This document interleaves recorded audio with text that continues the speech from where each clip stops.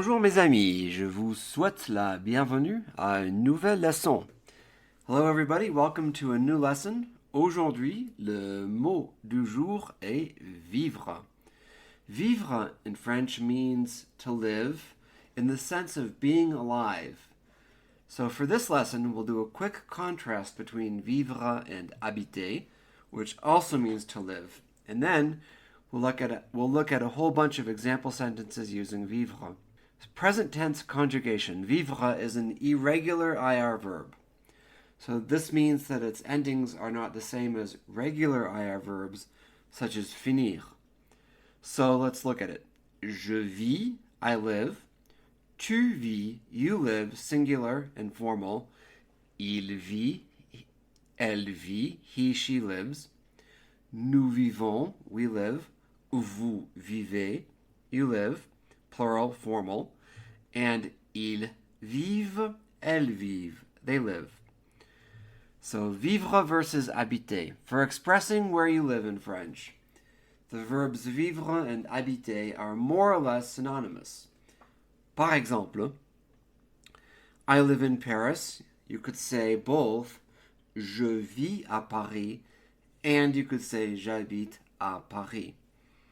So for this next example sentence, both verbs could be used as well. And the sentence is, Pierre lives in the countryside with his family. Pierre vit à la campagne avec sa famille. And we could just as easily say, Pierre habite à la campagne avec sa famille.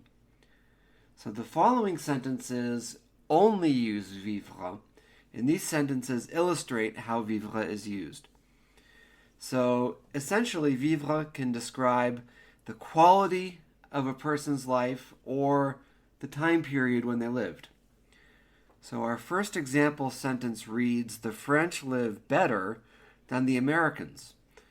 Les Français vivent mieux que les Américains. So here the French live, les Français vivent mieux que les Américains. That means live in the context of the quality of their lives. So here, habiter could definitely not work. You cannot say, les Français habitent mieux. Does not work. So these next two example sentences illustrate the underlining meaning being alive or living to a certain age. First sentence, his grandfather is still alive. His or her, it doesn't matter. Son grand-père vit encore. So the son is agreeing with le grand-père, which is masculine. So it could be his or her depending on the context of the sentence. Son grand-père vit encore, meaning literally still lives. So for this sentence again, you definitely could not say habite encore. Il habite dans une maison, that works, but il vit encore, he's still living or alive. He's going to live until 100 years old. Il va vivre jusqu'à 100 ans. Or, in the example sentence, I could have also said jusqu'à l'âge de 100 ans, until the age of 100. So, il va vivre jusqu'à l'âge or jusqu'à 100 ans. For this sentence as well, habiter jusqu'à 100 ans definitely does not work. So in addition to live, the underlining meaning of vivre in this next example is to go through or to live through or to experience. So this sentence is in the passé composé. She lived a happy life. Elle a vécu une vie de bonheur. So literally, she lived a life of happiness. Elle a vécu une vie de bonheur. So she lived through or experienced or she went through.